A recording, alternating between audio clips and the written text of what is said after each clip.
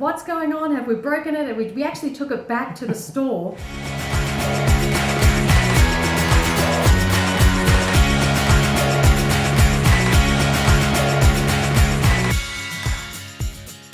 Hi guys, welcome back to another video. So as you can see behind us, we have a very simple kitchen. There's no oven, there's no stovetop. It's basically a bench with a sink. So a little while ago we made a video showing how we use a rice cooker to not only cook rice but also oats and pasta and to boil potatoes. And a lot of people found this helpful, particularly students and people with simple accommodation like ourselves. So although we were loving the rice cooker and we still use it every day, we were really missing oven-baked potatoes. And so we decided to invest in this beauty. It's a convection oven, also known as a halogen lamp oven or an air fryer. And if you watch us on Snapchat, you'll know that we use this every single day, and we had a little naming competition. So our friend here is also known as Alberto the Animal. And we've since had a lot of requests for a review video, so here it is. How much did it cost? Well, it was only around $30 US. Where can you buy one? You can get it from an electrical appliance store or you can order one online. And we do want to stress that this is exactly the same as using a regular oven. So if you already have a regular oven in your kitchen, you do not need to purchase one of these. And we don't want to encourage the consumption of more electrical appliances if you don't need it. We mainly use it for potatoes, and we've also baked vegetables in there, and we'll show you exactly how we use it in a moment. So basically you can cook whatever you would normally cook in a regular oven in this appliance, and you can even buy a baking dish and make pasta bakes or potato bakes, vegetable bakes, that kind of thing. You can even toast your bread, toast your toast under the lamp and grill some vegan cheese on it. And you can even make pizza in it. So it's very versatile and gives you a lot of options if you don't have access to a regular oven. Our number one tip that we learned the first time that we used it is to make sure that the handle is down. When the handle is up, this little switch here acts as a safety switch and the oven won't turn on.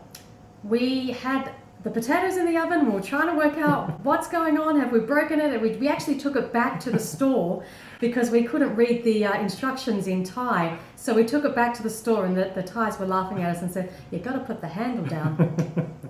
Enough talk, let's see Alberto in action. So here we're making jacket potatoes, and yes, traditional jacket potatoes are in their whole form, but we like to cut them in half because they just cook a lot faster. And you can see here we're just loading up the base rack. The racks come with the oven, and we're adding the second rack and then loading that up. It's important to not put food up against the sides of the bowl because this unit relies on an even airflow, and you don't want it to be disrupted or blocked by having the food up against the sides of the bowl. So you can see how quick and easy this kind of meal is. We're literally washing potatoes and putting them in the oven. So once you're done, the lid goes on. There's that safety switch. Put the handle down. All right. Then the power comes on. You turn on the timer. You set the temperature. And we normally start it off at a maximum temperature of 250 degrees Celsius or 482 degrees Fahrenheit. And after about 15 or 20 minutes, we turn it down to 200 degrees Celsius or 392 degrees Fahrenheit. And we find that way they're nice and crispy, but they don't burn, and they're still nice and soft and yummy on the inside. And we generally leave it on for around 50 to 60 minutes.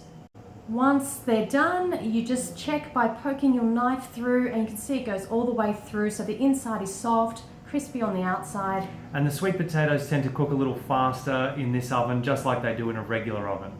And of course the first tier will cook faster, so we just pop that on again for the bottom tier. And this is the final meal.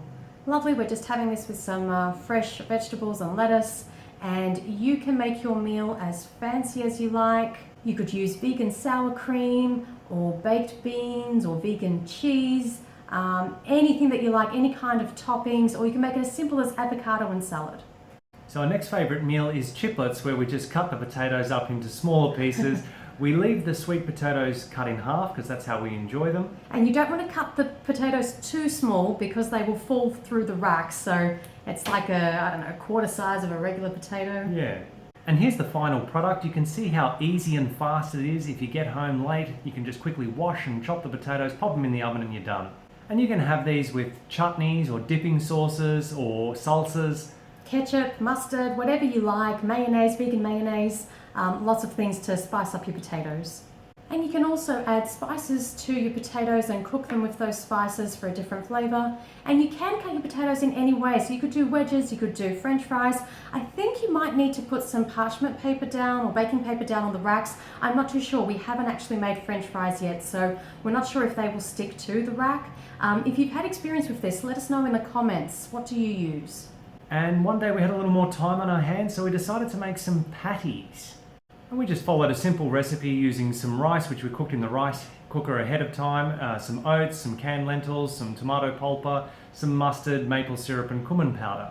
And we made that mixture into patties, popped them in the oven, and they came out fantastic. So you can see that you can make any type of vegan burger, vegan patties really easy. And we actually left the temperature on a little higher than we should have, so they were pretty crispy. We would turn that down next time. The only problem was they did stick a little to the rack. This is what we think might happen with French fries. And then we just enjoyed it with some steamed broccoli, lettuce and vegetables. And we didn't have any tomato ketchup, so we just used some pulpa, which is just pulp tomatoes. Yeah, so this is just a simple example that you can make anything, any kind of vegan patty, burgers in this kind of oven, and it came out really well. As for the cleaning, super easy. I simply turn the bottom rack over, place the other one on top, turned over, put some dishwashing liquid in, add some water, and I leave it to soak overnight. So there's nothing to scrub, it's really easy. The next day you're just going to take out the racks, give them a clean, spill out the soak water, and there's no scrubbing. It's very, very easy. Effortless. And this is a great way to cook without any oil. So it's really healthy, clean, simple cooking, and we recommend it. So I hope this video has been helpful. We definitely recommend this appliance. It's been a life changer for us in this very simple kitchen of ours. So pop your comments down below if you've had any experience with this kind of oven and what your recommendations are. Don't forget to like, share and subscribe. And remember, until next time, going vegan is not the most we can do. It's the least we can do. Thanks for watching. Bye guys. 2 egg whites, 1 normal egg, do you know balance? We know you're a compassionate person, Lily, because you made a video giving stick to McDonald's a few years ago. What you're probably unaware of is